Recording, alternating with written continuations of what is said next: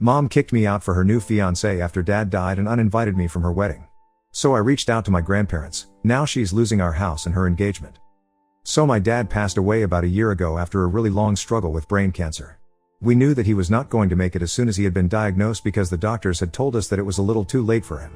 But we still tried our very best to keep the treatments going and he put on a brave face for us, but ultimately, we lost him. He was my best friend ever since I was a kid, and even though I definitely love my mom, I loved him a lot more. After he passed away, I felt like a piece of me had left with him, and I was never going to get that piece back. So naturally, I was quite emotionally affected by his demise, and for the past 1 year, I've been quite lost.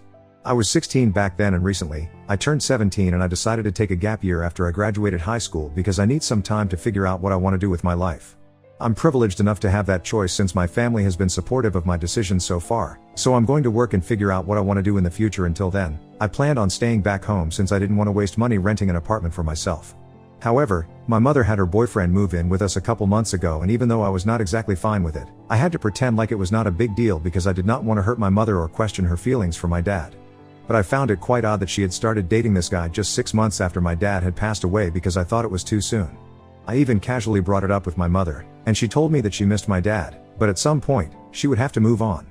And the guy she was dating, she had known him since they were in high school, and they had drifted apart for a bit when he moved away, but had reconnected recently when he had come back here.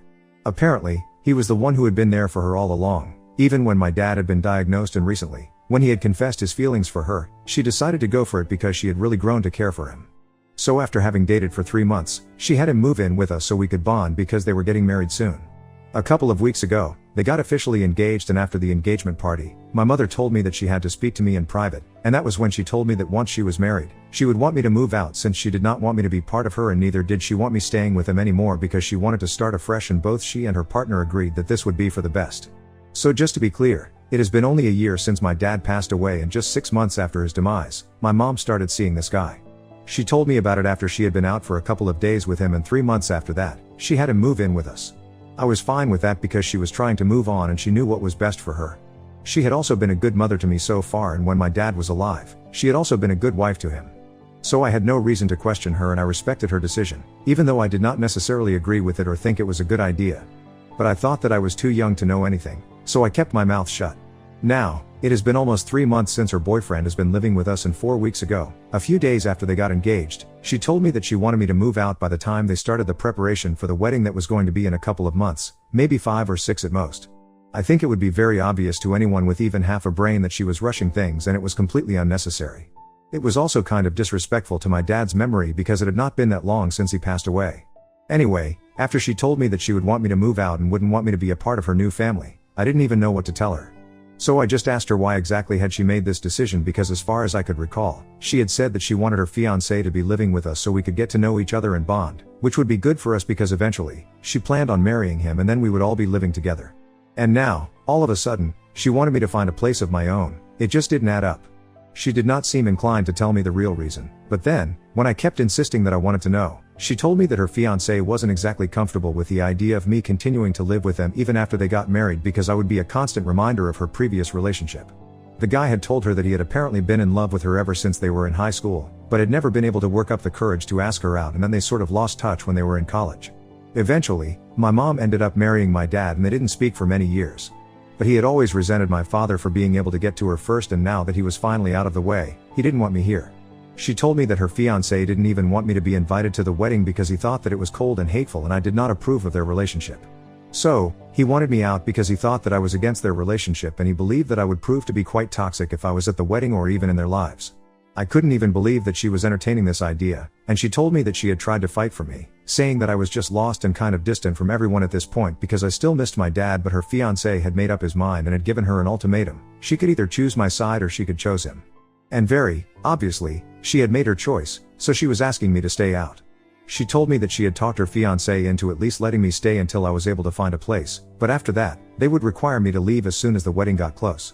That day was horrible for me because I had a huge fight with my mom, naturally. I told her that she was a coward, and she was incredibly selfish for choosing her fiancé over me. We were shouting at each other, so her fiancé was able to overhear what was going on and he came to her rescue. And he started accusing me of never even trying to give him a chance and creating a very hostile environment for him ever since he had moved in. I don't think that was true, I just didn't go out of my way to speak to him, and I was only polite to him, but didn't treat him with any extra love or affection. I think that's pretty normal, so I don't even know why he was expecting that because I had just lost my father. I was obviously still trying to process that, and I was not ready to build a relationship with him as my stepdad so soon. Anyway, he started accusing me of being hostile. I told him that he had no right to say anything at all to me because this was my house and he couldn't kick me out. So then, things got much worse and he told me that he could definitely kick me out because it was my mother's choice not to have me here since I was the face of her past mistakes. That comment made me so mad that I ended up attacking him and scratched his face up real bad. My mother had to separate us, and then, she told me that she would call the cops if I did not leave, so I packed some of my things and I headed over to my grandparents' place. I went to live with my paternal grandparents because my mom's parents live out of state and I'm not very close with them. Once I was there, I explained the entire situation to them, and they decided to take matters into their own hands. They had already known all about my mother, trying to move on just 6 months after their son had passed away, but just like me, they had not questioned either. They had wanted to respect her wishes and let her live her life the way she wanted to because we were sure that my dad's demise was tough on her as well. All of us had wanted to give this relationship a chance, but she had proven that she was not the same person she had been when my dad was still around. Anyway, once I told my grandparents what had happened, they decided to cut off her funds. Apparently, ever since things got too bad with my dad's health, he had to quit his job and my grandparents were the ones who had been funding everything. My mom works in publishing and has a decent income on her own, but my dad used to be a dentist and quite a well-known one at that. So the kind of lifestyle that we were used to, my mother couldn't maintain that on her own income, and so, my grandparents had been chipping in so that I wouldn't have to make any sacrifices, and I'm incredibly privileged for that. After my father passed away, they continued to support us by sending my mother money, even after she started dating somebody else. They were doing all of this because they did not want me to be uncomfortable and I was still young, so it was my mom taking care of me, so they sent the money to her. They wanted to make sure that she was taken care of because she and my dad had been together for a long time, and my grandparents had genuinely considered her the daughter that they never had.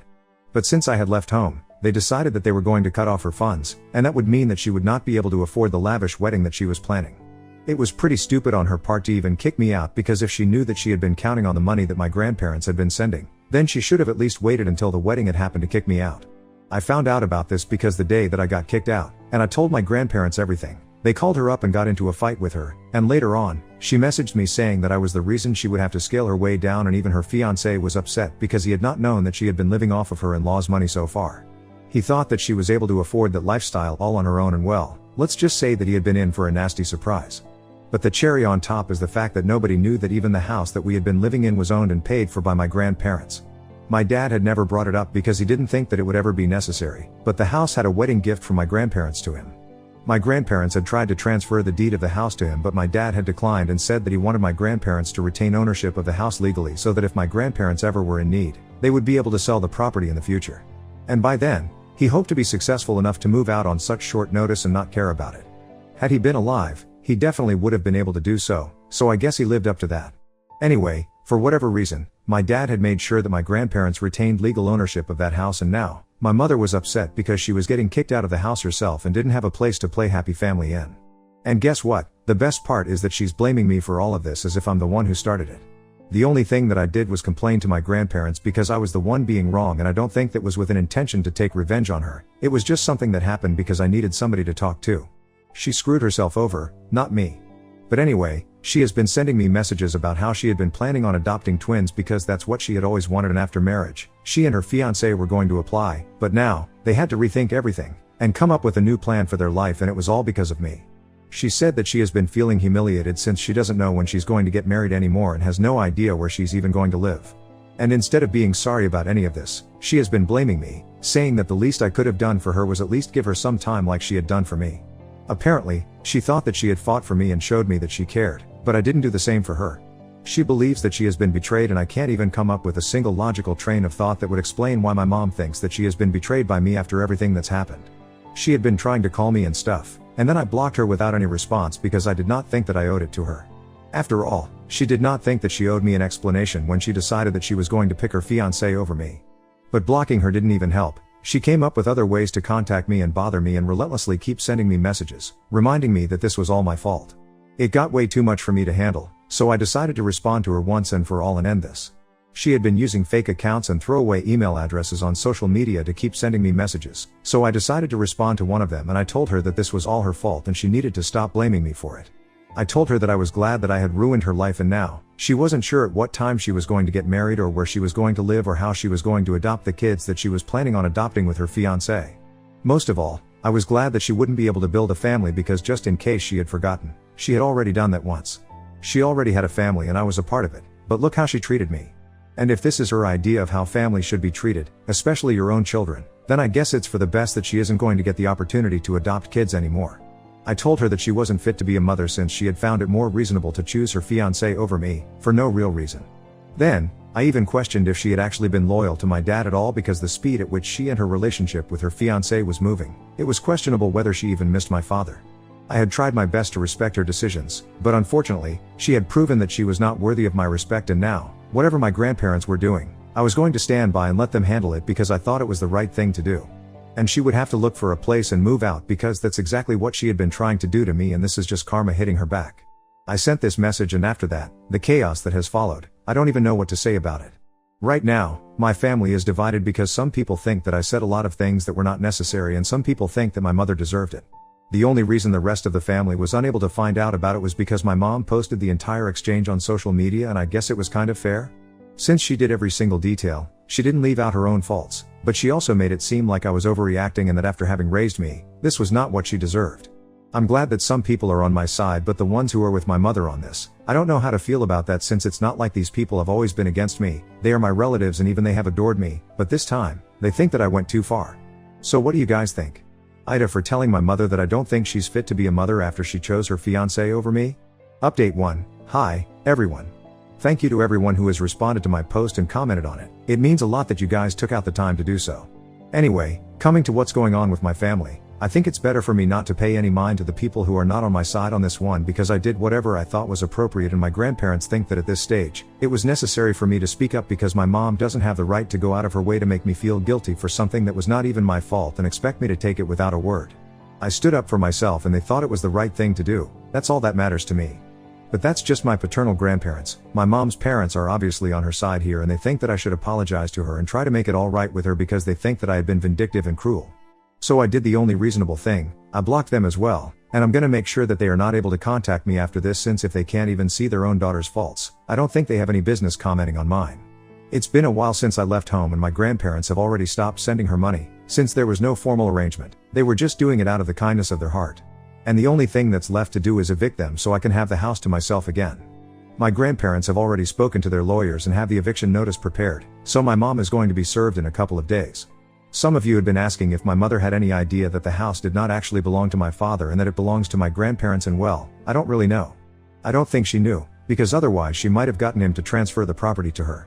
My grandparents handled the property tax but my dad paid the money, so even if she had been living in that house for a really long time, it didn't matter because she didn't have anything to do with it legally. Anyway, I'm really looking forward to having her evicted so I can have the house to myself again because I feel like she deserves to be taught a lesson.